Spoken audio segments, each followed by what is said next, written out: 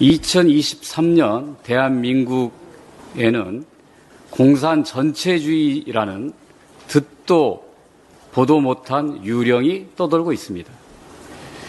자유를 유난히 강조해온 공산 전체주의 용어 창시자 윤석열 대통령에 의하면 공산 전체주의 세력은 민주, 인권, 진보로 위장해 활동하는 반국가 세력이라 합니다. 민주주의를 신념으로 갖고 있는 야당인 민주당도 인권운동가와 진보 시민단체도 반국가 세력이 되어버렸습니다. 신내선 일체를 추구하는 윤석열 정부에서는 후쿠시마 핵오염수 방류를 반대하는 것조차 반일 선동으로 낙인 찍어버립니다. 심지어 항일 독립영웅들도 반국가 세력으로 몰리고 있습니다.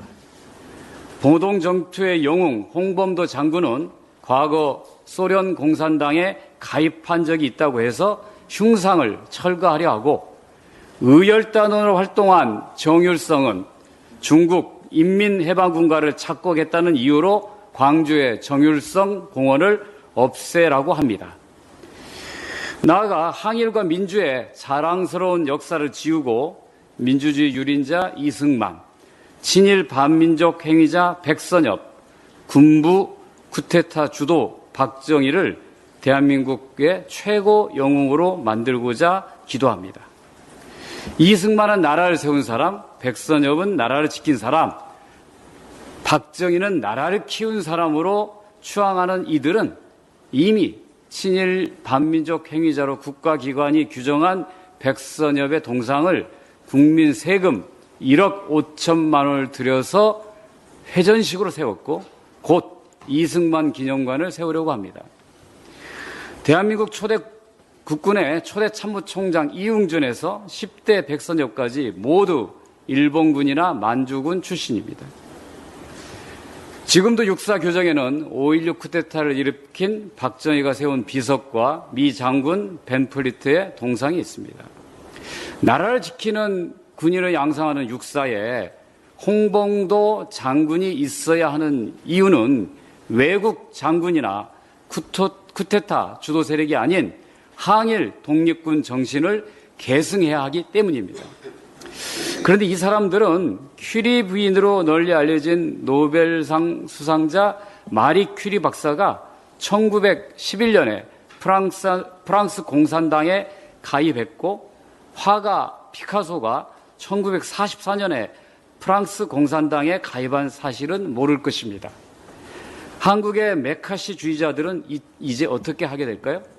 당장 어린이들이 많이 읽는 큐리 부인 전기를 금서로해야 하고, 피카소 전시회는 불허하고, 불온한 작품들은 철거해야 할 것입니다.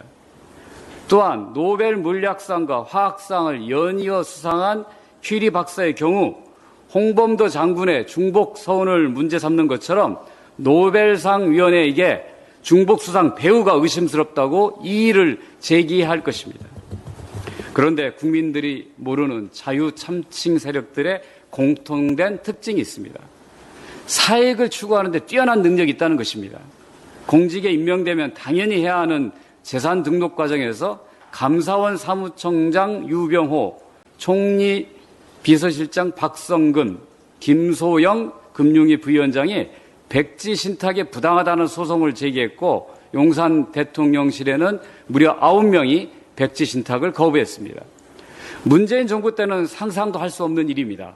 주식 백지 신탁을 거부했다면 공직 임명에서 아예 제외했기 때문입니다.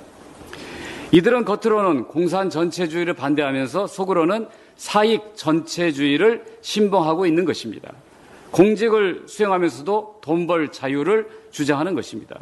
그럴 거면 편히 노펌에서 로비스트 하면서 돈이나 벌 것이지 뭐하러 공직사회로 들어옵니까? 우리가 타는 목만으로 외쳤던 자유는 있는 자, 가진 자, 힘센 자들만의 자유가 아니라 가난한 자, 억눌린 자, 힘없는 자 모두의 자유입니다. 내 자유뿐 아니라 남의 자유도 소중하게 여기는 자유입니다. 자유를 내세워 남의 자유를 억압하는 것은 전체주의 파시즘이지 결코 민주주의가 아닙니다.